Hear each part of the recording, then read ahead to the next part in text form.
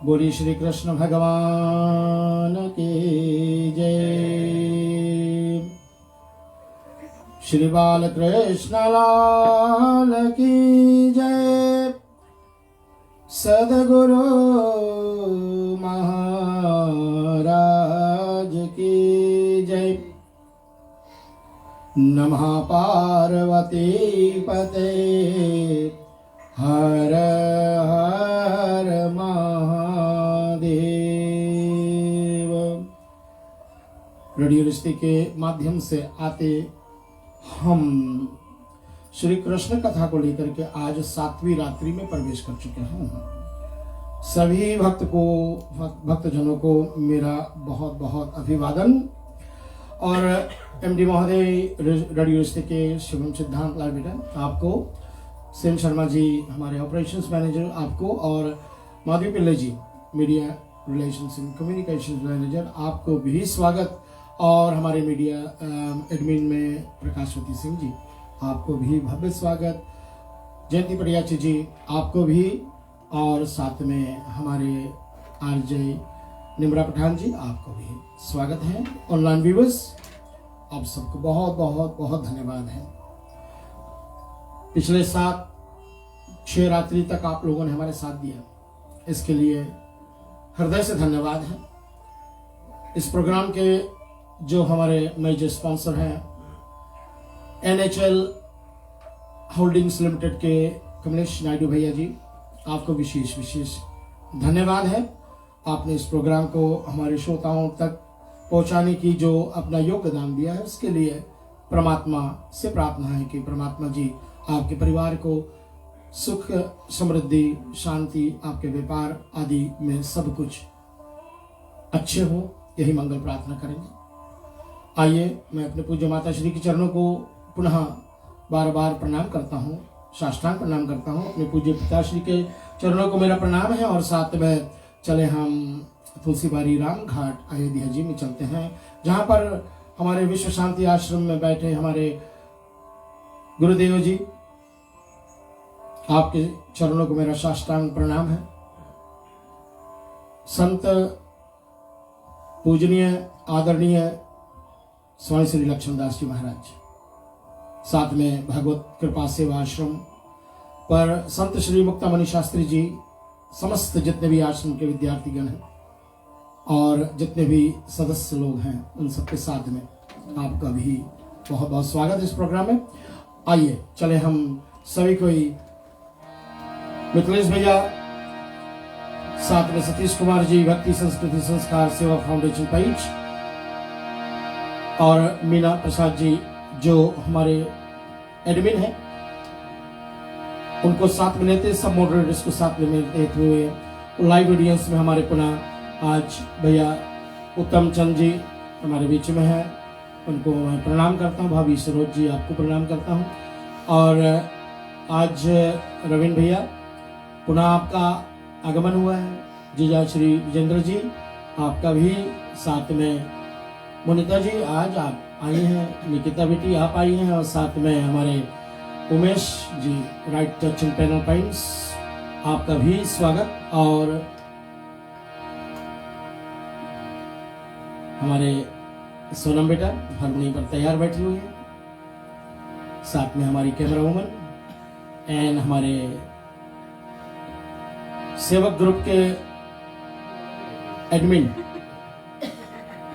Shania बेटा तरुण प्रसाद दे रहे हैं हमारे हमेशा की तरह, नमन स्वामी और हमारे सुगनेश चट्टी मजीरा पर हमारे साथ दे रहे हैं। चले सभी कोई परमात्मा के परम चरणों को नमस्कार करेंगे, गणपति भगवान को प्रार्थना करें और हम चलें।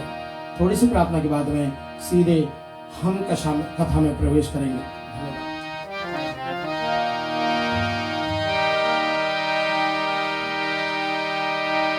गाइए गणपति जगवंदन,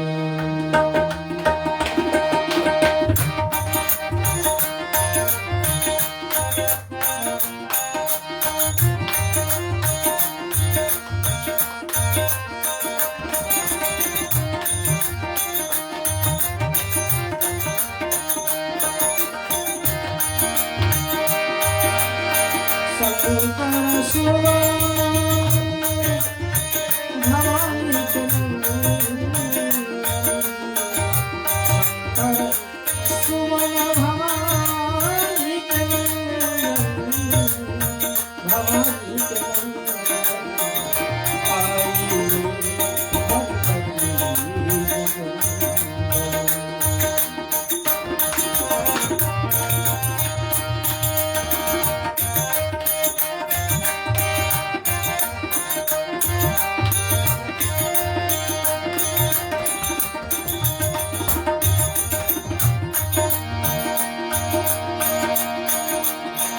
सरस्वती मैया को प्रणाम करने सब कोई। या कुंडे इंदु तुषारहार या शुभ्रवस्त्रावृत या वीणावरदंड मंडितकरा या श्वेत पद्महासन या ब्रह्मा चित्त शंकरा प्रवृत्तिरो देव सदा वंदिता सामाम पातु सरस्वती भगवती निशेष जात्या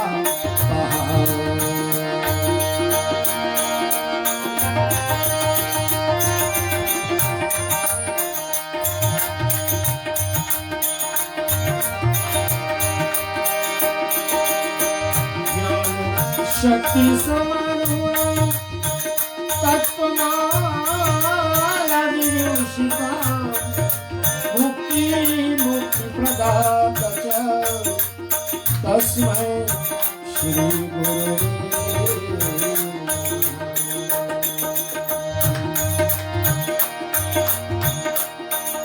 नमस्तुते व्यास विशाल बुद्धय पुल्लारविन्दाय तापत्राय विनाशाय येन त्वया भारत तैलपूर्णा प्रजवानितो ज्ञानप्रदीपः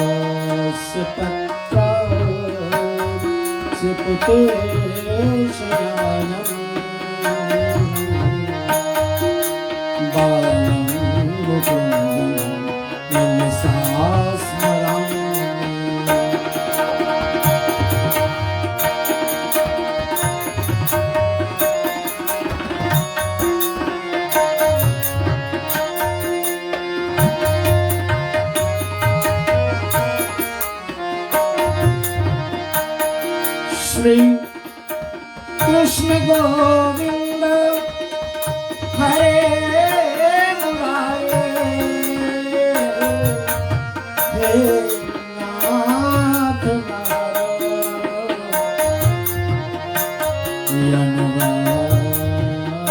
वासुदेवा जी है कृष्ण मृतमेत देवा गोविंद धर्मादेवती पुण्यानि नामानि पठन्ति नित्यं गोविन्द धर्मादेवती वंशी विभूषित कराणवनीरदाभा पीताम्बरा गरुणबिम्बफलाधरोष्टात् पूर्णे इंदु सुंदर मुखादवर अरविंद नेत्रा श्री कृष्ण परम किमपि तत्वमहं न जाने। एक बार सभी को जय घोष करें, बोलो श्री कृष्ण भगवान की जय। जय श्री राम, दोनों हाथ ऊपर करके जय जय श्री राम।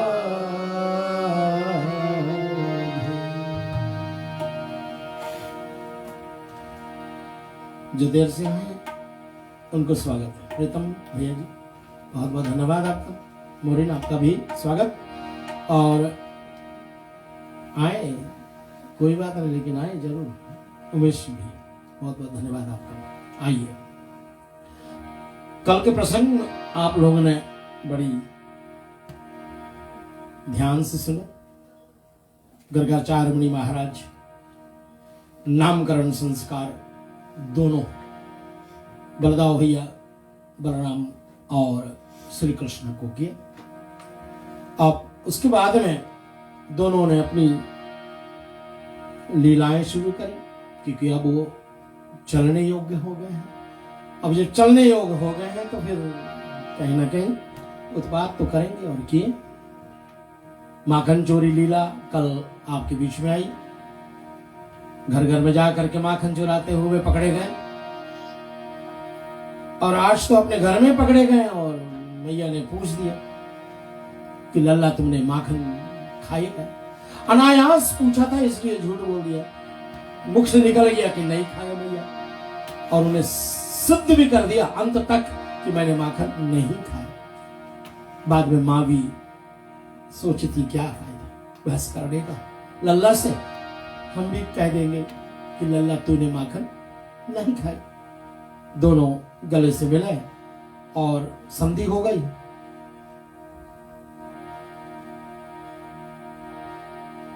माटी खाए कृष्ण भगवान। तो बलदाव भैया ने मां से शिकायत करी। यशोदा मैया ने कृष्ण को छड़ी दिखा उठा करके और मुख खुलवा दिया। और जब वो मुख खोला लल्ला ने तो सारा ब्रह्मांड को अंदर देख करके मैया यशोदा चक्कर खा गए कि ये है कौन जो साथ में बैठा है हमारे, ये है कौन। और ऐसे बहुत सारे अद्भुत लीलाएं उन्होंने करी। और एक दिन ऐसा हुआ ना कि इतना उत्पाद कि मैया थक गई, काम काज कुछ हो नहीं रहा घर में। तो उसने सोचा लाओ इसको हम बांध देते हैं। और बांधने की प्रयास मैया करती हैं तो कहीं से रस्सी खोज करके ला करके, और एक सामने पड़ा हुआ उखल था, उखल में बांधने की जब तैयारी करती हैं तो जो रस्सी है ना वो एक अंगुल छोटी हो जाती है। मैया दौड़ करके दूसरी रस्सी लाती है। अब भाई गाय कितनी ढेर है, रस्सी उसी घर में तो होगी। तो मैया ने दौड़ करके जब रस्सी ला करके फिर से लल्ला को बांधने की प्रयास करी तो फिर बड़ा रस्सी भी छोटी हो जाती है। और तब फिर से प्रयास होने का, चलो हम थोड़ा से और बड़ा रस्सी लाए। जितने बार मैया यशोदा ने प्रयास करी उतने बार उतने ही छोटा हुआ। मायने क्या है? मायने यह है कि क्या कोई भगवान को बांध सकता है? सुनो बेटा, कोई भगवान को बांध सकता है क्या? भगवान को कोई नहीं बांध सकता। अगर वो स्वयं बंधाना चाहे ना तो ही बंध सकता है। तो इस बार वो देखा मैया बड़ी परेशान पसीना हो गई, दौड़ भाग रही है। तो उसने लल्ला ने अपना माया हटा दिया और स्वयं बंध गए। इस बार आराम से बंध गए, क्योंकि उसको बंधना था।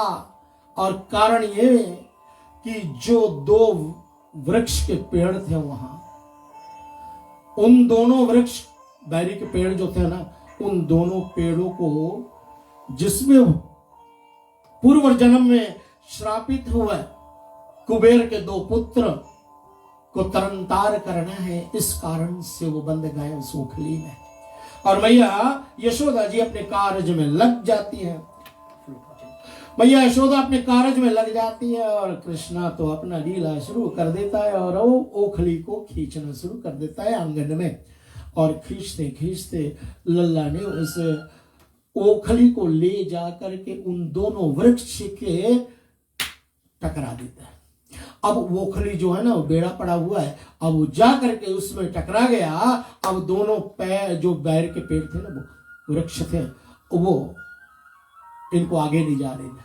और छोटे, याद करना, छोटे से लल्ला कृष्ण, लेकिन उन्होंने एक झटका दिया है कि दोनों वृक्ष गिर गए। और जैसे गिरे तो उसमें तो दो देवदही पा करके वो जो श्रापित हुए देवर्षि नारद के द्वारा पूर्व जन्म में, क्योंकि इन्होंने वारुणी जैसे मदिरा का पान करके और यमुना में स्नान कर रहे थे, वस्त्रहीन होकर के क्रीड़ा कर रहे थे अपने सखियों के साथ में। इस कारण से वो अपमान जो है नारद ने सह ना सका, इनको श्रापित कर दिया कि जड़ बुद्धि, तुम जड़ हो जाओगे, पेड़ हो जाओगे। बहुत हाथ जोड़ करके इन्होंने प्रार्थना करी। और तब देवर्षि नारद ने कहा कि जब श्री भगवान कृष्ण द्वापर युग में अवतरित होंगे तब तेरा कल्याण होगा, तेरा तरनतार होगा। और आज हो गया। भगवान श्री ने इन दोनों का उद्धार कर दिया, भगवान का गुणगान गाते हुए, और दोनों अपने परम धाम को चले जाते, स्वर्ग लोगों को चले जाते हैं। बोलो श्री गोविंद भगवान की जय। और भगवान ये जो कुबेर के पुत्रों को उद्धार करने के उपरांत में भगवान कहते हैं ना कि जब मनुष्य कहीं ना कहीं मेरा ध्यान करते हैं तो हम भागे चले जाते हैं। तो इनके जितने सखा वृंद हैं, जितने सखियां हैं, वे सब इस धुन सुन रहे हैं। मुरली की इस पावन धुन जब बजती थी तो जितने भी गोकुल के नारियां थी, जितने गोकुल के गोपिकाएं थी, वो सब पागल हो जाती थी। कोई अपने पतिदेव को खाना खिलाता होगा और वो छोड़ करके जब मुरली बजते हैं वो भाग पड़ते। कोई अपने बच्चे को दूध पिलाते होंगे और उस समय उस मुरली का धुन बजता तो फिर वो बच्चे को भी बगल रख करके और भाग जाते। क्यों? ये मुरली में है क्या? ये मुरली में बहुत कुछ है।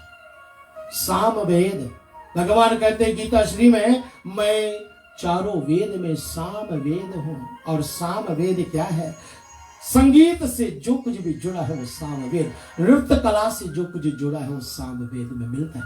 आइए हम चले, छोटी सी प्रार्थना है हमारी तरफ से, उसके बाद में हमारी सोनम बेटा एक बहुत सुंदर भजन को लेकर के हमारे बीच में आने वाली है। लेकिन आप सब दो लाइन हमारे साथ में गाएं तो भाव से।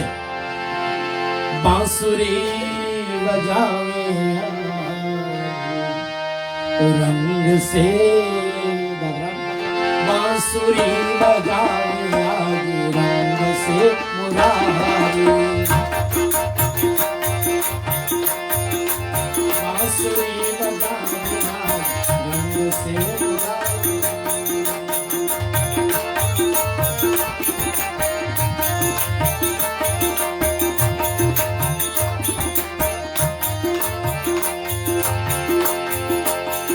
यहाँ तक एक वर्णन किया गया है, हमारे साधक ने लिखा है, जब मुरली बजते तो शंकर भगवान को कैलाश पर्वत पर ध्यान में लगे। शिव समाधि टूट गई, शिव समाधि टूट गई, ऋषि मुनि की नारी वेद पढ़त ब्रह्मा भूले। अरे वेद पढ़ते ब्रह्मा में धूल होने लगा। वेद पढ़त ब्रह्मा भूले, वेद पढ़त ब्रह्मा भूले, वेद के हाथों पर अप्सराएं नृत्य करती है इंद्र के दरबार में, वो भी अपने नृत्य कला में धूल करने लगी। लेकिन एक बड़ा अद्भुत प्रसंग आया।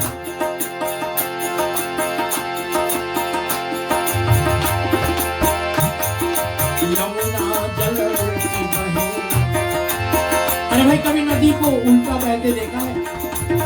नदी ऊपर से नीचे को जाती है, लेकिन एक चमत्कार हुई, भगवान गोविंद के उस मुरली के तान सुन करके यमुना उल्टी बहने लगती है। साधक लिखते हैं, यमुना जल उल्टी बहे, यमुना जल उल्टी बहे, शोभा आज बांसुरी बजाओ यार, रंग से मुरारी, बांसुरी बजाओ यार, रंग से मुरारी। गोविंद भगवान की जय। ये मुरली की तान जब छिड़ती है तब भगवान तो आप जानते हैं, सभी को कहे अंदर आके बैठ जाए,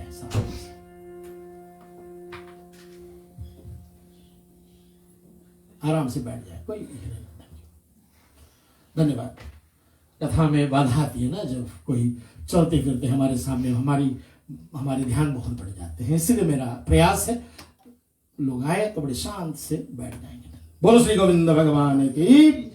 और हुआ यूं कि अब कल के भजन में सुने थे, भोर भयो गैयन के पाछे, तूने मधुबन मोहे पठायो। अब सुबह सुबह हो, भोर कब बोले? जब सुबह सूर्य भगवान के उदय होने का समय भोर को कहा गया।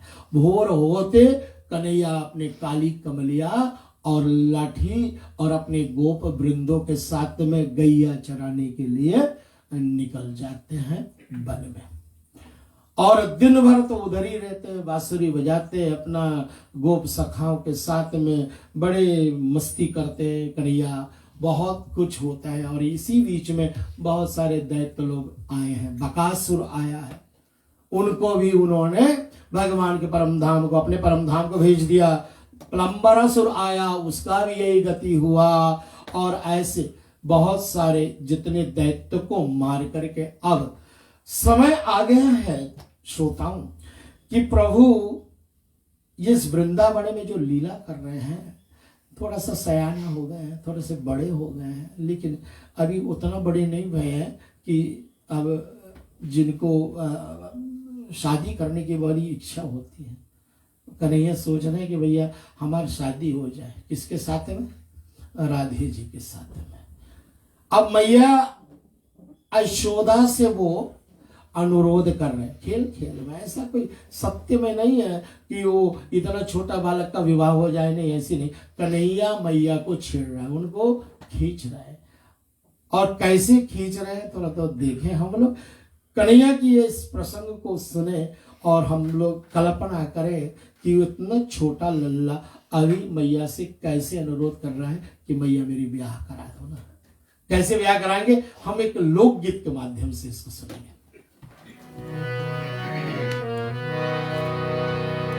सुनाने वाली हमारी सोनम बेटी है। राधा संग मोरी ब्याह कराए दो यशोमती मैया, राधा संग मोरी ब्याह कराए दो यशोमती मैया।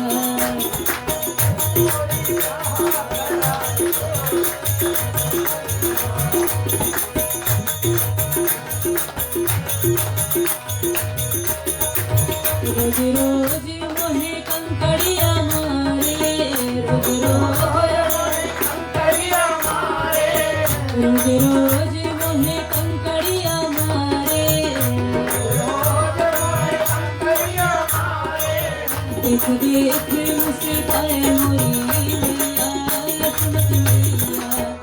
राधा संग मोरी ब्याह कराए दो यशोमती मैया।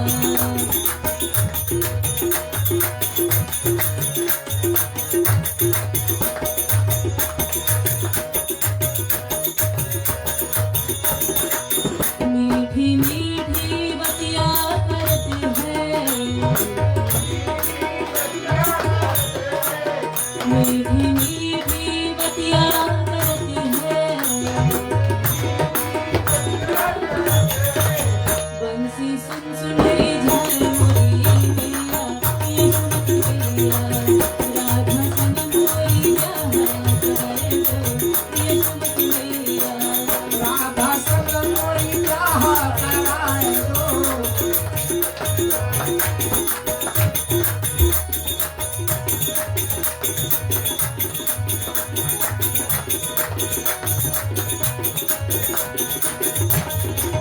गैया चरावते बंसी बजावते गैया चरावत बंसी बजावत गैया चरावते बंसी बजावते से नैना लड़ाए मोरी मैया यशोमती मैया मोरी जहाँ कराए दो यशोमती मैया राधा संग मोरी जहाँ कराए दो यशोमती मैया राधा संग मोरी जहाँ कराए दो यशोमती मैया। बोलो गोविंद भगवान की। अब आप कल्पना करो मैया उनकी बात सुन करके कितना हंसी होगी। और नटखट कन्हैया तो दिन भर यही करते, जब गोपियां आती ना पनघट पर पानी भरने के लिए तो वो कंकर मार मार करके उनके मटके को फोड़ देती। और फिर अभी तो दही चोरी की, माखन चोरी की आपातकाल पड़ी हुई थी, अब ये गगरी फोड़ने लगा। बहुत सारे उत्पात अपने गोप वृंदों के साथ में करते हैं। और वृषभान लली राधे जी भी बहुत कन्हैया को चाहती है, सब जानते हैं। अनुपम प्रेम है जो इनका, शरीर भले इनका दो है लेकिन इनकी आत्मा एक ही है। और वो दिव्य प्रेम जो है, द डिवाइन लव, वो श्री भगवान कृष्ण हम सबको दिखाए। इसकी गंभीरता थोड़ा सा ज्यादा देखे। कोई कोई ऐसे सोचते ना कि कृष्ण भगवान ऐसे करते होंगे तो हम भी करें। देखिए भगवान की, कृष्ण की जो लीलाएं हैं वो पढ़ने जैसी है, बस उस पर आचरण करने के लिए नहीं बनाई गई है कि भगवान ने 16,108 रानियां रखी तो हम भी 2-4 रख लें। है प्रीतम भैया? नहीं, वो खाली सुनने के लिए। सुरेश भैया जी आज हमारे स्टूडियोज में पदार्पण किए हैं, आपका बहुत बहुत स्वागत है, धन्यवाद है आप आए। और कन्हैया जी की बहुत सारी लीलाएं के बाद में देखो अब एक समय आया है कि एक दिन सुबह बहुत पकवान बन रहे हैं। लल्ला उठा, भूख लगी, निकल पड़ते हैं रसोई घर में जहां मैया यशोदा जी बहुत सारे बना रहे हैं। जैसे हमारे माताएं ना, कोई बड़ा बना लाता है, कोई गुलगुला छान लाता है, तो कोई वही हलवा बना लाता है, कचौड़ी पकौड़ी। कल तो हम लोग फुलके क्या बोले उसके, वो भी खाए, पानपुरी हम लोग कल खाए, वो भी बहुत आनंद आया। पुदीना वाली फ्लेवर थी ना, बहुत आनंद आया, बहुत अच्छा लगा। तो ऐसे जितना पकवान बन रहे हैं तो उस पकवान को जब कन्हैया ने देखा और मैया से पूछा, मैया ये क्या हो, पहले तो मैया ने फटकारा, अरे लल्ला बिना नहाए धोए तो रसोई में क्यों घुसा रहा। भैया नियम तो ये है ना कि हम लोग को चाहिए ऐसी कथा से कम 2-4 सीख तो मिले हमें। सिर्फ कथा एंटरटेनमेंट नहीं है, कथा क्या है, कथा हमें जीवन के मार्ग को प्रदर्शन करवाता है। इसलिए कन्हैया जब आए हैं रसोई में तो मैया ने वहीं रोक दिया उसको, लल्ला रुक, बिना नहाए धोए रसोई में नहीं आते, ये नियम है।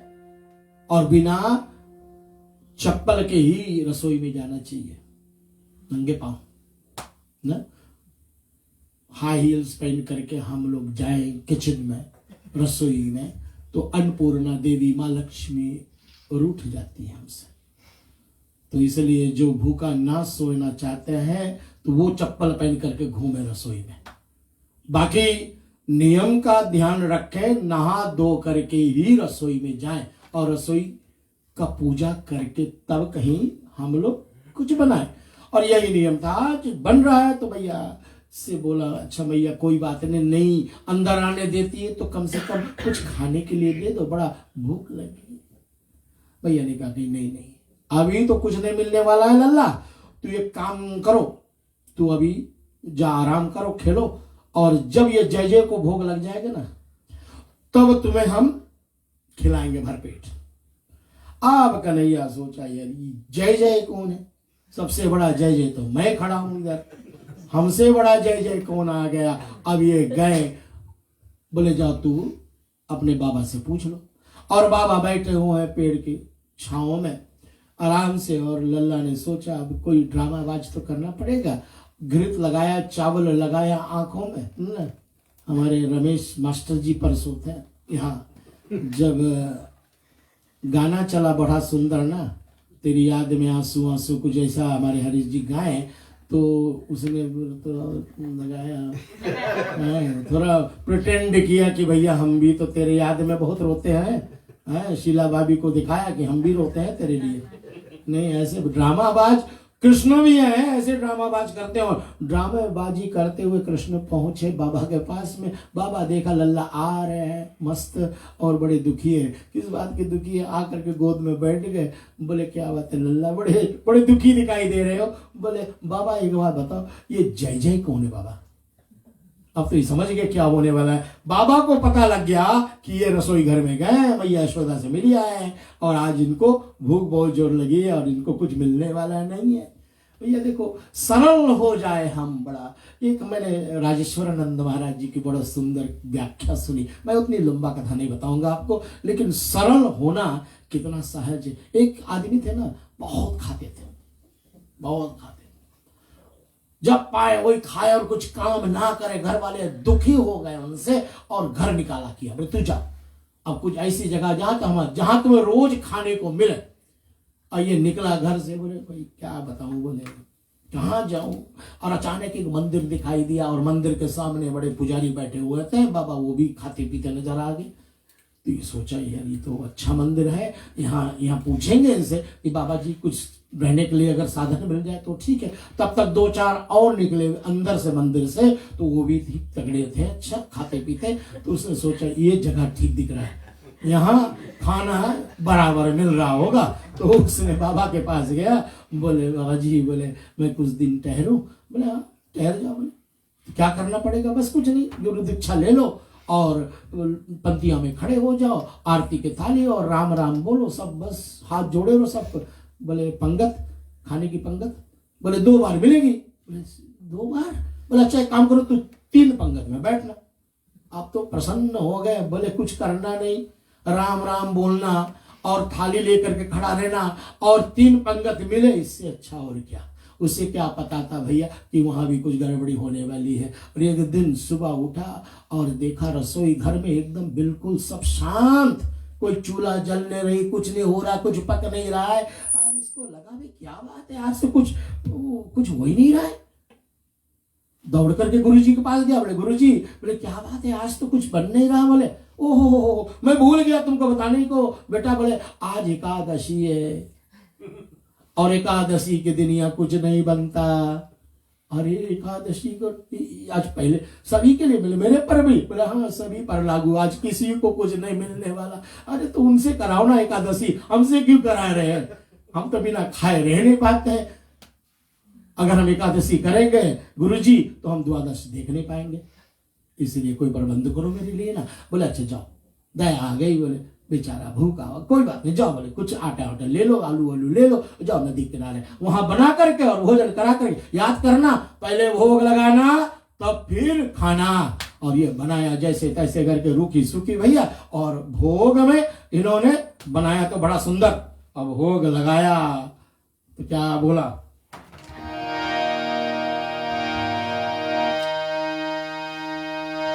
श्री राम आए मेरे राम आए, मेरे भोजन का भोग लगाए। श्री राम आए मेरे राम आए, मेरे भोजन का भोग लगाए। राम जी आए नहीं, सोचा तुझे भाई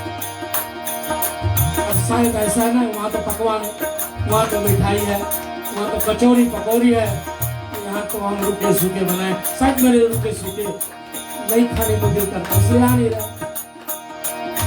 बोले कोई बात नहीं, यहाँ पवित्र गंगा जल तो नहीं है, नदी का पानी ले आता हूँ, आचमन कर लेता हूँ। आओ भोग लगा लो प्रभु, भूख लगी है मुझे। श्री राम आए, सिया राम आए, मेरे भोजन को भोग आए। लेकिन प्रभु नहीं आए। अब एक बात इन्होंने कह दी जो प्रभु को छू गई। आप सोच रहे हो कि आप मंदिर में जाकर के खाओगे तो धोखा में रहोगे। आज वहां भी कुछ नहीं बना है, सब शांति पड़ा हुआ है, इसलिए तो मैं इधर आया हूं। आओ जो कुछ मैं बनाया खा लो। और ऐसा ही उन्होंने कहा, प्रभु को दया आ गई अपने भक्त पर और प्रकट हो गए प्रभु, लेकिन अकेला नहीं आया। जब प्रभु कहीं जाते तो सीता जी साथ में होती है। अरे देखा दो, अरे गुरु जी तो कहा था कि एक ही आते हैं, राम आते हैं। बोले ये कौन है? बोले मेरी पत्नी सीता है। अच्छा तो अब भोजन के ताके और ये दोनों को ताके, अब आधा एकादशी तो हो ही जाएगी। हमने तो दो ही व्यक्तियों के लिए बनाए तो 3 आ गए, हमें लेकर के तो 3 है। कोई बात नहीं, चलो बड़े प्यारे लोग हो आप लोग, बड़े अच्छे लगते हो, इसलिए भोजन पा गया। और जाते जाते एक बार बता देना आप की बार के तरह आओगे। एकादशी फिर आई, फिर वही काम हुआ। इस बार उन्होंने जैसे भोग लगाया, इस बार उन्होंने कहा सीताराम आई, सीताराम आई, मेरे भोजन सीताराम आए, मेरे भोजन को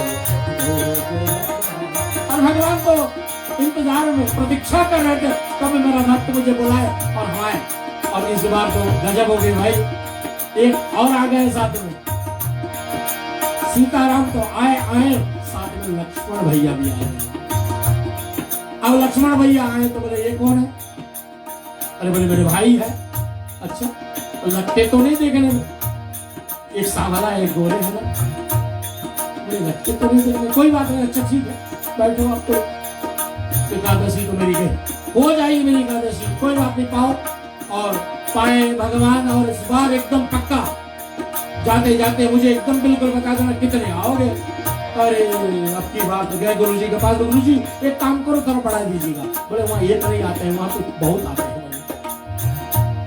और बनाया, अब की बार बनाया नहीं, उन्होंने चुप बैठ गया और बना दिया सीताराम आई, लक्ष्मण राम आई,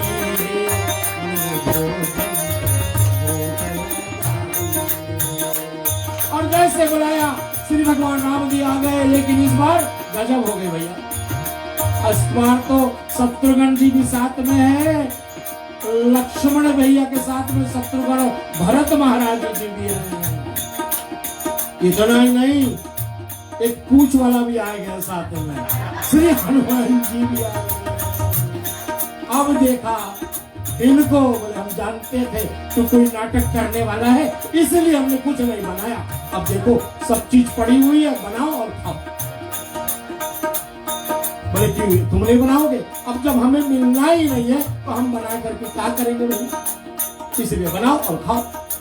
चमत्कार देखिए प्रभु की सरलता में, कितना सरल से उन्होंने भक्ति करी और सरलता में परमात्मा रीझ जाते हैं। और परमात्मा देखे भरत जी जो सारे जगत के पालन पोषण करने वाले हैं ना, आज उन्होंने रसोई की जिम्मेवारी संभाल ली। लक्ष्मण भैया लकड़ी काटने चले गए और पूछ अपना लगा करके रसोई की जगह पूरा साफ कर दिया हनुमान जी।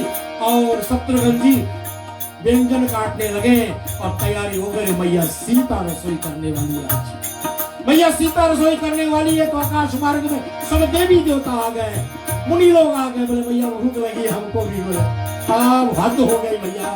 अब गुरु जी भी सोचा ये जाता है इतना सारे चीज ले जाता है, वस्तु ले जाता है, क्या करता सही बेच देता होगा। लेकिन जब नजदीक गए तो देखा सारा सामान पड़ा है, कुछ भी नहीं दिखाई, आराम से लेटा हुआ। बोले क्या हो रहा है? बोले देख लो। बोले हमें तो कुछ दिखाई नहीं दे रहा। अरे नहीं दिखाई दे रहा, बोले इतने सारे हैं, एक बानर भी है और इतने सारे हैं सब, आज तो मुझे कुछ नहीं मिलने वाला। बोले हमें तो कुछ नहीं दिखाई देता। अरे हद हो गई प्रभु, बोले अब तो और मैं झूठा हो गया। अब हमारे गुरुजी कितना विद्वान है, मेरे गुरुजी कितने वेदांती है, मेरे गुरुजी बहुत पढ़े लिखे हैं, बड़े प्रखंड विद्वान है, वो तो सब कुछ जानते हैं, आप उनको दिखाई नहीं देते। प्रभु राम ने जवाब दिया, हे भक्त, आपके गुरु निसंदेह बड़े ज्ञानी, सब कुछ इनके पास है, लेकिन एक चीज गड़बड़ी है, इनमें सरलता नहीं। सरल हो जाए ना तो हम आ जाएंगे इनके सामने। गुरु जी को बताया कि राम जी ऐसे बोल रहे हैं आपके विषय में। गुरु जी रोने लगे, बिल्कुल आंसू से आंसू, आंखों से आंसू बहने लगे। अरे कहा सब तो बोल रहे हैं, हमारे पास सब कुछ है, लेकिन मेरे पास सरलता नहीं। और जो सरल है प्रभु उनके पास आ जाते हैं। और फिर प्रभु राम ने वो चमत्कार करी ना, गुरुदेव जी जो रो रहे हैं प्रभु के दर्श के लिए, तो उनको भी दर्शन दे दिया और चरण में पड़ करके अपने शिष्य को बहुत बहुत प्रशंसा करी। हमारे मेरे भक्त नवमा शरण सब छन जीवा, नवमा शरण सब छन जीवा, ममा भरोसा दिया हर्षण जीवा। यही है सरलता। और जो सरल से परमात्मा का पूजा करता है, ध्यान करता है, प्रभु प्रकट हो जाए। सरल बन गए आज। कन्हैया बोले सबसे बड़ा मैं जय जय, और 21 जय जय की पूजा हो रही है। बाबा नंद ने कहा बेटा हमारे यहाँ भगवान इंद्र वो हमारे भगवान है, भगवान इंद्र हमारे प्रत्यक्ष देवता हैं, उनको हम लोग हर साल पूजा देते हैं। कहा भाई ये तो गड़बड़ हो रहा है बाबा,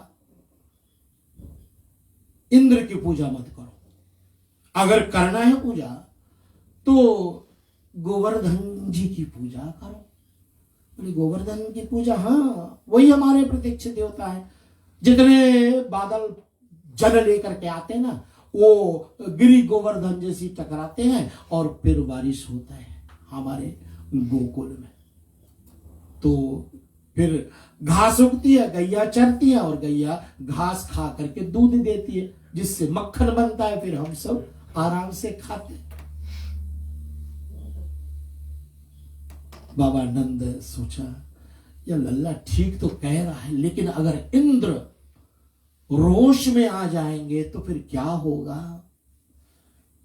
लल्ला तू संभाल लेगा सब कुछ, बाबा तुम मुझ पर छोड़ दो ना, मैं सब कुछ संभाल लूंगा। ऐसा आश्वासन दिया कन्हैया ने, और सब अपने अपने घरों में सबको आदेश मिल गया नंद बाबा के द्वारा, सब अपने अपने किलाट पर जो कुछ बना है तैयार करो और भोग लगाने के लिए श्री गिरी गोवर्धन चले जाते हैं। आइए भाव से गिरी गोवर्धन जी का ध्यान करें सब मिल करके, गिरी गोवर्धन जी का प्रार्थना करते और उनको स्तुति करते, पहले जल का आचमन आदि करके और फिर अगरबत्ती चंदन आदि सब। इतना बड़ा गिरी गोवर्धन, बोले कैसे इतना बड़ा गिरी गोवर्धन को हम लोग स्नान करेंगे। बोले तुम लोग चाहते क्या हो कन्हैया। बोले हम चाहते हैं गंगा जी यहीं आ जाए।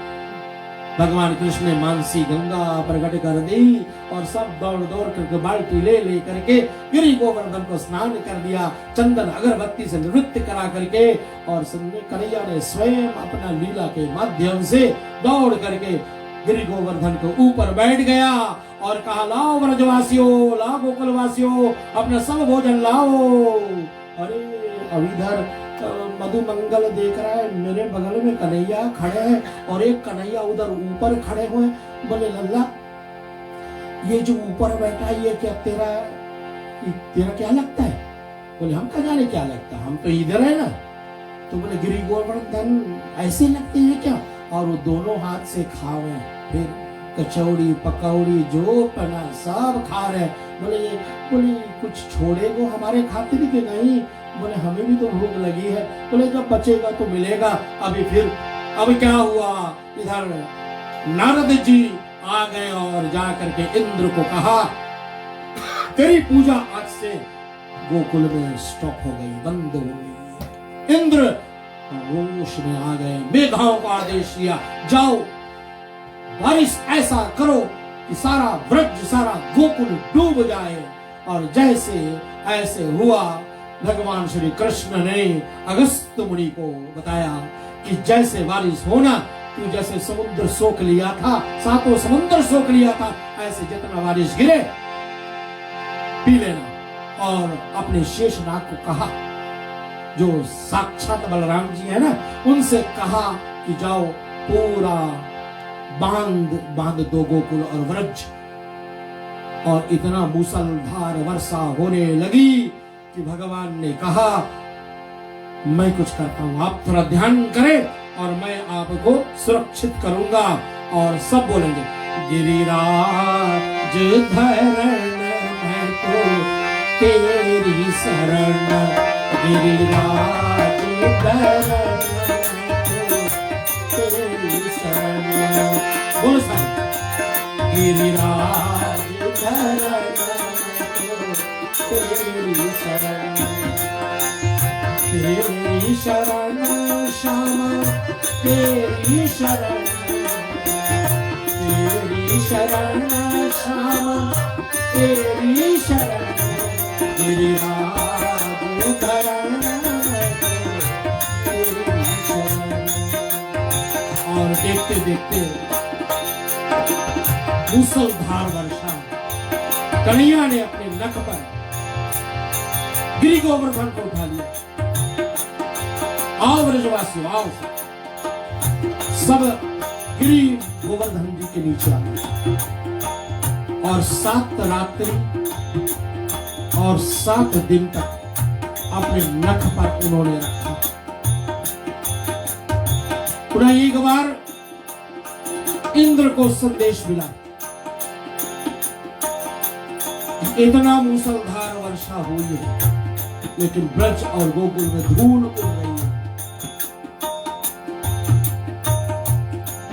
इंद्र ने सोचा, मैंने बहुत भूल कर दी, श्री भगवान कृष्ण के चरण में आकर के गिर गया।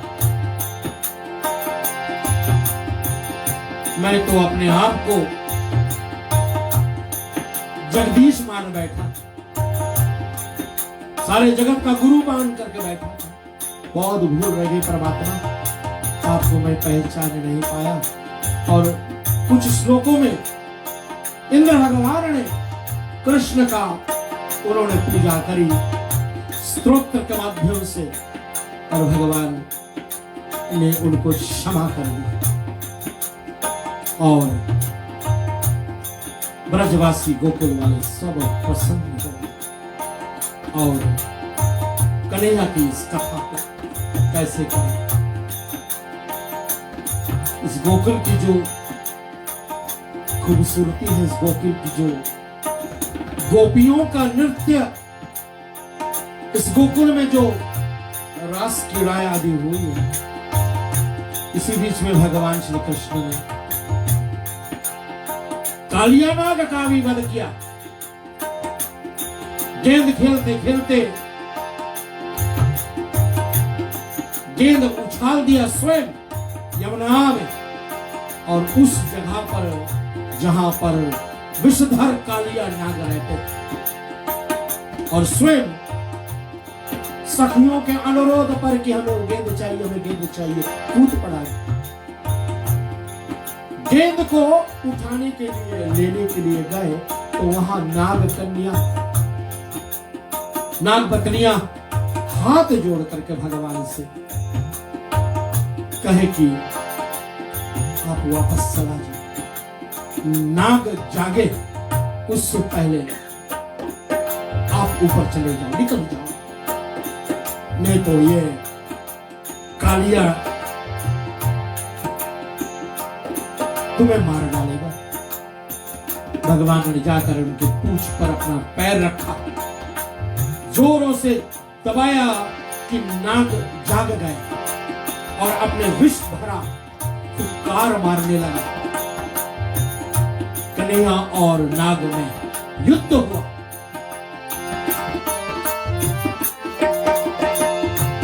समय नाग हार गए, प्रभु को बार बार प्रणाम किया। कन्हैया उसके फन पर खड़े होकर के और मुरली बजा करके नृत्य करते हुए यमुना से बाहर आए। मैया यशोदा, मैया रोहिणी, बलदाऊ भैया, नंद बाबा, जितने गोप गोपियां हैं सब यमुना के तट पर खड़े और सब रो रहे हैं। और तभी भगवान यमुना से जब बाहर आए तो सब तालियां बजाने लगे। नाग देवता ने प्रार्थना करी थी, हे कृष्ण मुझे कोई ऐसी स्थान दे दो जहां पर गरुड़ ना हो। और पता लगा है रमणीक द्वीप भगवान ने उसको उठा करके भेजा। और ये रमणीक द्वीप जहां से सोनम बेटी आ रही है, लंबासा, नॉर्दर्न फ्रेंडली, जहां से प्रीतम भैया आ रहे हैं, जहां से विजय भैया आ रहे हैं, जीजा जी आ रहे हैं, जहां से रवीन भैया आ रहे हैं, जहां से सुरेश भैया आ रहे हैं, जहां से शेली आ रही है। वाह, लो मेजोरिटी एलआई वाले तो इधर ही है। तो चले हम लोग सोनम बेटा के मुखारबिंद से वही सुन रहे जो हमें सुनने की बड़ी आदत है। जब जब नाग का प्रसंग आता है तो शानिया बेटी भी तो वहीं से आई है। प्रियता बेटा आप भी तो उधर के है ना, लगे रहो। आइए, बड़ी सुंदर रमणीक द्वीप को भगवान श्री कृष्ण ने नाग देवता को भेज दिया।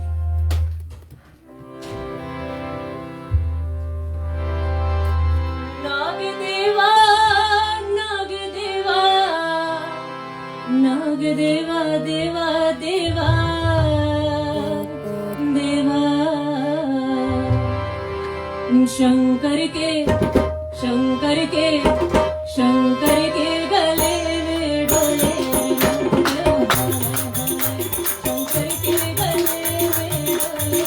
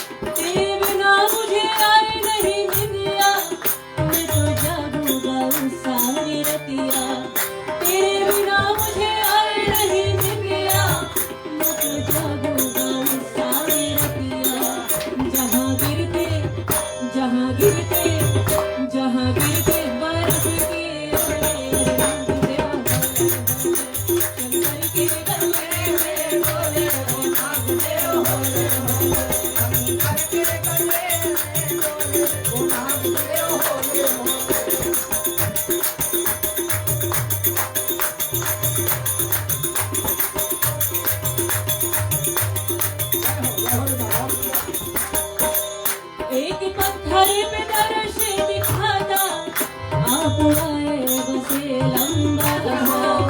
एक पत्थर पे दर्श दिखाता, आप आए बसे लंबा सा।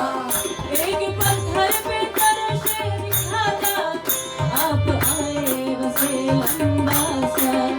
चले आओ चले आओ चले आओ, आप पर घोड़े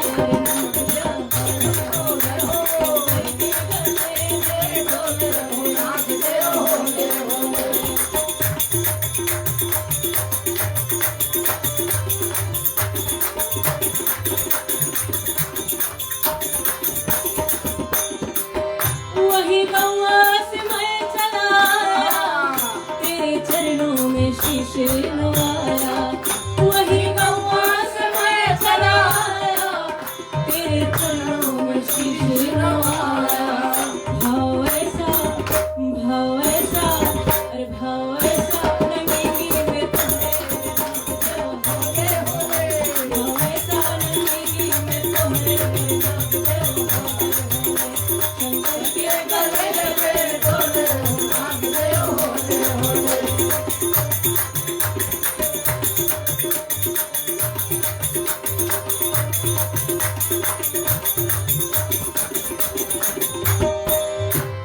शिस्ती का बीड़ा उठाया, नागदेव ने दर्शन दिखाया, शिस्ती का बीड़ा उठाया, नागदेव ने दर्शन दिखाया।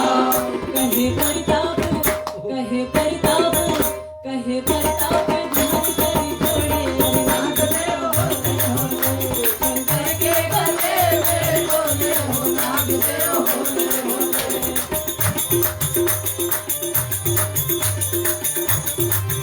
नागदेवा, नागदेवा, नागदेवा, देवा देवा देवा, तेरे सैया, तेरे सैया, तेरे सैया से विष्णु जी बोले, नागदेव होले होले, शंकर के गले में डोले हो नागदेव होले होले, शंकर के गले में डोले हो नागदेव होले होले, शंकर के गले में डोले हो नागदेव होले होले।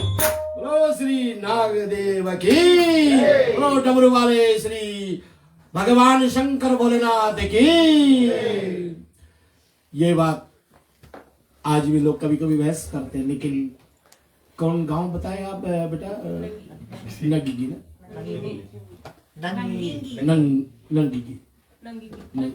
मैं लगभग 8-10 साल पहले इसी नागदेव का दर्शन करने के लिए जब गया था, उस समय जो हाइट पर वो आज है ना, वो कम से कम शायद 20 मीटर हो मेरे ख्याल में, भैया सुरेश जी, 20 मीटर। उसके रूप पे उठाए पड़ा है। जी जी, बार बार उठाना पड़ता है क्योंकि वो बढ़ता है और एकदम बिल्कुल नाग जैसा है। जो जो नहीं जानते इसके बारे में थोड़ा सा रिसर्च कर लें आप, तो हमारे फिजी द्वीप को रमणीक द्वीप कहा गया है, इसमें कोई शक नहीं करनी चाहिए। कई हमारे बड़े विद्वत लोगों ने इस पर रिसर्च करी और कहा है कि ये रमणीक द्वीप ही है, क्योंकि गरुड़ उधर नहीं रहते। जहां से हम आए, जहां से सोनम बेटा आई है, जहां से हमारे जितने एलआई वाले आए हैं ना, सब ये बात मान करके चले क्योंकि नागदेव जी का बहुत बड़ा वहां पर उनका बहुत बड़ा शक्ति है।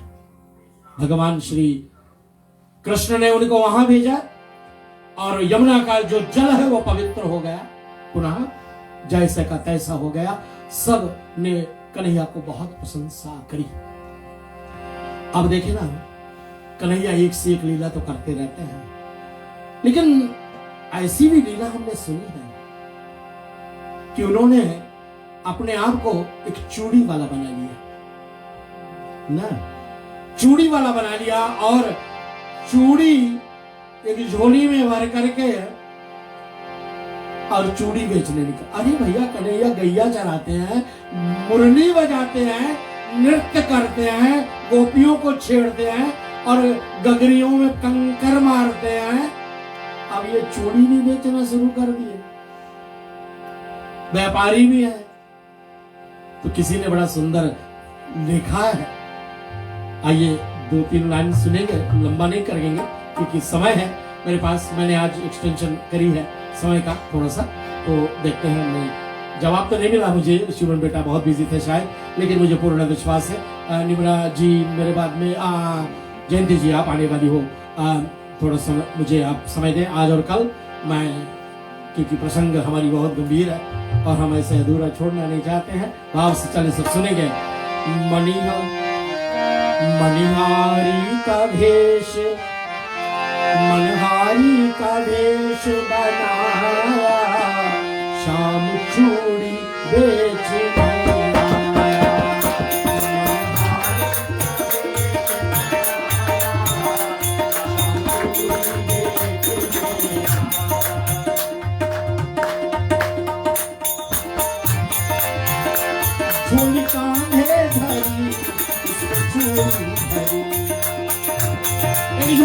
उसमें चूड़ी रखा, धोनी कांधे धरी चूड़ी धरी, गलियों में शोर मचाया, शाम चूड़ी बेचेगा, मणिहारी बाबे लगाया, शाम चूड़ी बेचेगा। अब आप कल्पना कीजिएगा, कन्हैया चूड़ी बेच रहे हैं, अरे चूड़ी ले लो, चूड़ी ले लो, चूड़ी ले लो, ऐसा शोर मचाते गलियों में जा रहे हैं। राधे ने सुनी ललिता से चूड़ी, ललिता राधे मैया की सखी है। राधे ने सुनी ललिता से चूड़ी,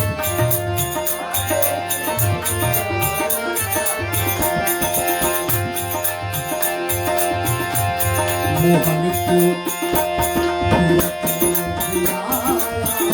शाम चूड़ी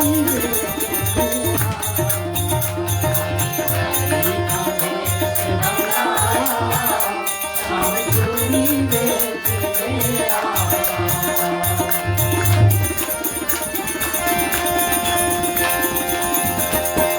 साधक लिखते हैं कि राधा जी सुनी पुकार,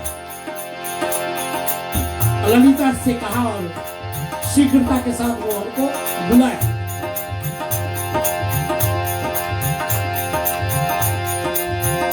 चूड़ी लाल नहीं पहले, चूड़ी हरी नहीं पहले, राधे मैया का अनुरोध, चूड़ी लाल नहीं पहले, हरी नहीं पहले, मुझे शाम भाया, शाम चूड़ी मणिहारी का देश बनाया, शाम चूड़ी अब उनको हरा नहीं चाहिए, उनको लाल नहीं चाहिए, हम लोग रोज एक एक कला पहने। राधे भैया को क्या पसंद है? उनको श्याम रंग पसंद है, काली चूड़ी पसंद है। और तो फिर कन्हैया ने अपनी झोली से काला चूड़ी ही निकाला।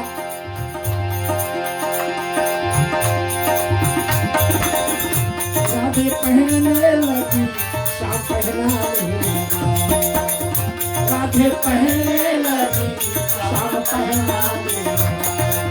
कल्पना कीजिए, मैया राधे की हाथ आगे आई और श्याम नटखट कन्हैया उनको चूड़ी पहना रहा है। एक सेठ थे भैया, मैया राधा की बहुत बहुत पूजा करते थे, मैया राधा से बहुत प्यार करते थे। उनके पास 2 बेटी थी और एक बहू थी, 3 वहां ड्यूटी लोग थे। तो अपने चूड़ी वालों से कहा कि भैया तू जा घर हमारी बेटियां और हमारी बहू को चूड़ी पहना देगा, जो मांगे वो दे देगा और फिर दाम आकर के मेरी दुकान से ले लेगा। चूड़ी वाले गए और एक एक करके दोनों बेटियां सामने आई, उनको चूड़ी बना दिया उन्होंने, जो पसंद था ले लिया। और फिर बहू आई, बहू को भी उन्होंने बना दिया। अब एक हाथ और आया तो उसने सोचा कोई होगा, उसको भी पिला दिया और दुकान पर चले गए। अब दाम दिया, बोले 4 जोड़ियां चूड़ियां मैंने आपके घर बहू बेटियों को पहना दिया। बोले 4 जोड़ियां कैसे? 2 ही तो बेटी है मेरे पास और एक बहू है, तो 3 हुए ना। आप क्या गलत कर रहे हो? व्यापार में लूट मार सीख रहे, मेरे तो 2 बेटियां और 1 बहू बस। नहीं, मैंने 4 हाथ पहनाए और हैरान हो गए से ऐसा नहीं देते। घर गया, चूड़ी वाला भी बेचारा निराश, अरे मैं तो सच बोल रहा हूं लेकिन ये मान ही नहीं रहे, साहूकार मान नहीं रहे। रात में जब सेठ खा पी करके सोया तो मैया राधे सपने में आई। क्यों? आप मुझे अपना बेटे नहीं मानते थे? आपने अपने बेटियों की चूड़ियों का दान दे दिया, अपने बहू को चूड़ियों का दान दे दिया, लेकिन मेरे लिए सिर उठा रोने लगा। समय नहीं देखा लेकिन चूड़ी वाले के घर पहुंच गया। कहा बहुत बहुत क्षमा भैया, बहुत क्षमा, मेरे पास 3 बेटियां हैं, एक बहू है।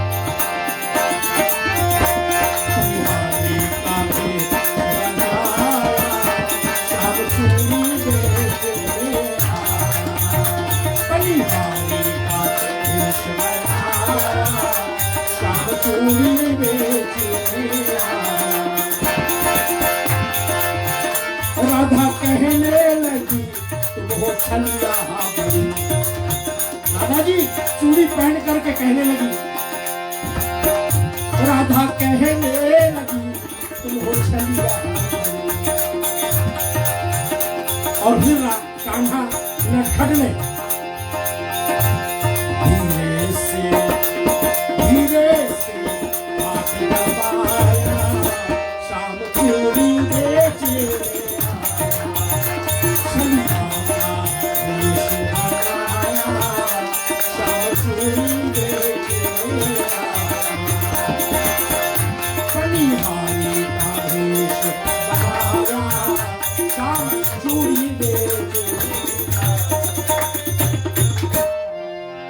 अद्भुत लीला।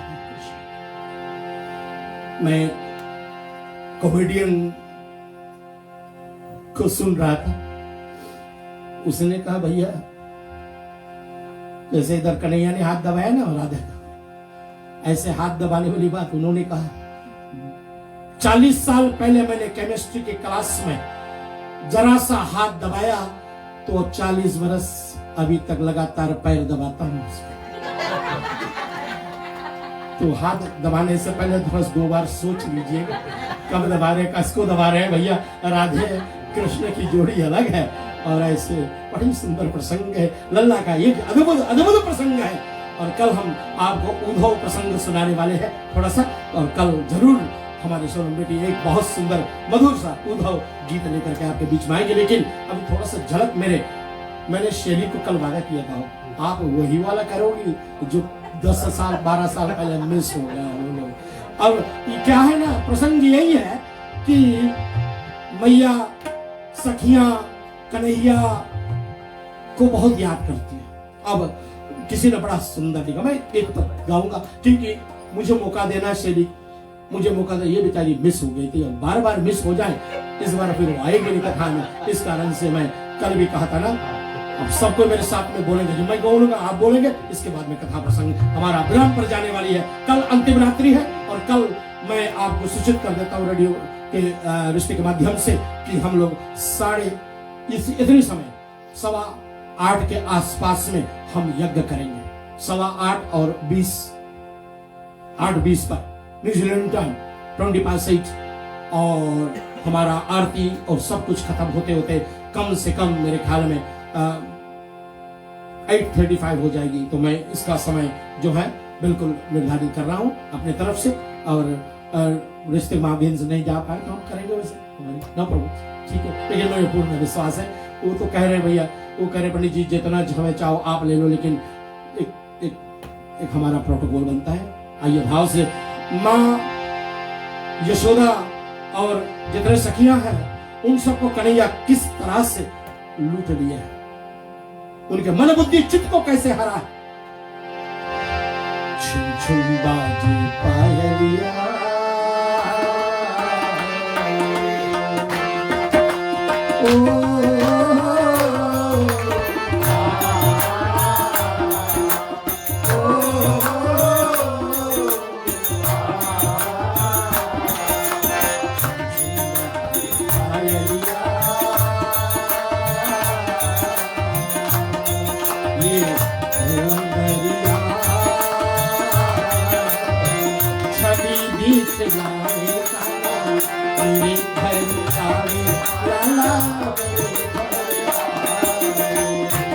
एक बार जादू कर दिया कृष्ण ने, वो जिंदगी भर उसको नहीं भूलेगा।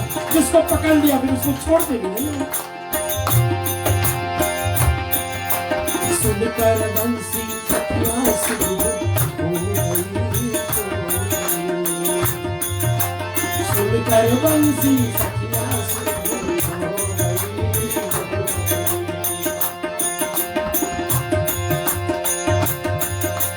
माती यशोदा और सखियन को माती यशोदा और सखियन को कांधे काली कामलिया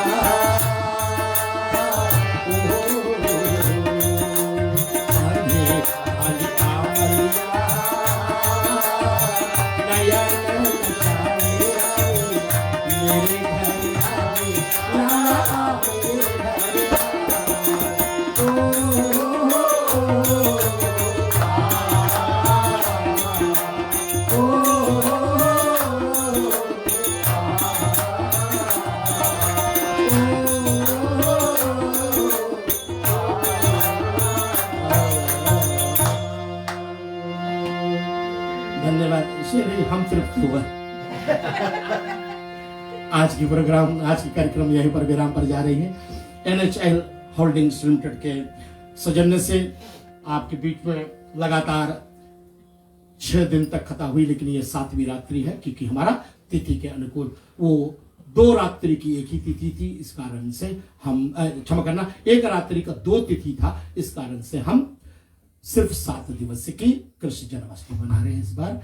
तो कल मेरा प्रयास है कि हम लोग कन्हैया जी को बिल्कुल यमुना के इस पार गोकुल धाम में पहुंचाएंगे। बाल स्वरूप में कैसे हुआ, गर्भस्तुति कैसे करी गई देवताओं के माध्यम से, कल का प्रसंग ये, और उद्धव जी की थोड़ा प्रसंग हम लाएंगे क्योंकि सोनम बेटा बहुत सुंदर भजन आपके बीच में प्रस्तुत करने वाली है। कल के लिए प्रतीक्षा करिएगा सब कोई। जय श्री सीताराम, जय श्री राधे कृष्णा। कल तक के लिए